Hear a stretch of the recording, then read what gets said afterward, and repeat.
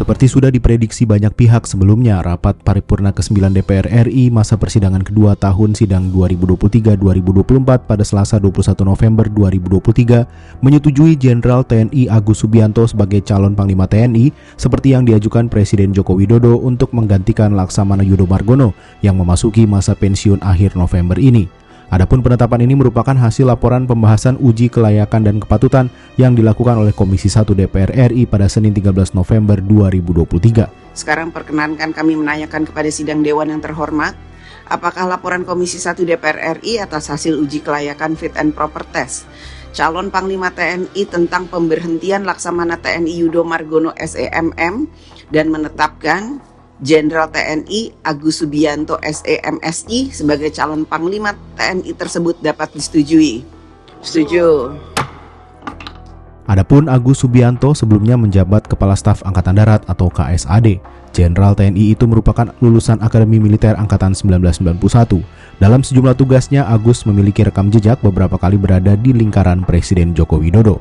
Bersama Kapolri Jenderal Listio Sigit Prabowo yang saat itu menjabat Kapolresta Surakarta, Agus menjabat Dandim 0735 Surakarta, masuk jajaran Forkopimda Surakarta di mana Jokowi menjabat sebagai wali kota. Agus kembali bersinggungan dengan Jokowi saat menjabat sebagai Danrem 061 Surya Kencana Bogor yang melingkupi Istana Bogor. Ia kembali masuk ring terdekat Jokowi setelah dilantik menjadi Danpas Pampres pada 2021. Sejak itu karir Agus Subianto terus menanjak, diantaranya menjabat sebagai wakil KSAD dan KSAD. Kini Jenderal TNI Agus Subianto telah disahkan DPR menjadi Panglima TNI yang baru yang rencananya akan dilantik oleh Presiden Joko Widodo pada Rabu 22 November 2023. Sementara itu, usai disahkan DPR sebagai Panglima TNI yang baru, Jenderal Agus Subianto menegaskan anggotanya akan netral dalam pemilu 2024. Selain telah membuat buku panduan, Agus juga menyatakan TNI telah membuat posko pengaduan untuk masyarakat bisa melaporkan pelanggaran yang dilakukan anggotanya. Ya sebenarnya sih sah-sah saja ya, jadi apalagi DPR yang membuat.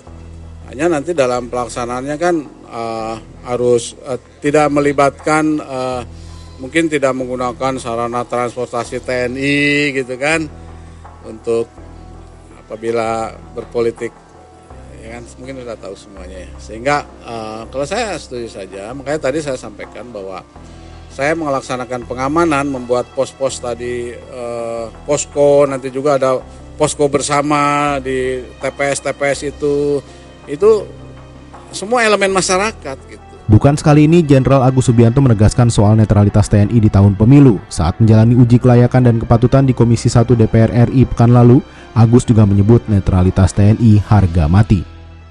Terkait hal ini, Ketua DPR Puan Maharani memastikan bahwa panitia kerja atau panja netralitas TNI tetap dilaksanakan. Puan mengatakan soal netralitas harus ditunjukkan oleh semua aparat penegak hukum, bukan hanya TNI. Menurut ia, dengan netralitas akan tercipta penyelenggaraan pemilu yang jujur, adil, dan damai. Puan juga mengapresiasi langkah Panglima TNI Laksamana Yudo Margono dengan membuat posko pengaduan terkait netralitas perwira selama pemilu 2024. Ia berharap langkah Yudo Margono tersebut diteruskan oleh Agus Subianto. Sebelumnya, Ketua Komisi 1 DPR RI Mutia Hafid mengungkapkan pihaknya sudah membentuk panja yang bertugas untuk mengawasi netralitas TNI pada pemilu 2024. Mutia mengatakan panja itu juga sudah disetujui oleh calon Panglima TNI Jenderal Agus Subianto.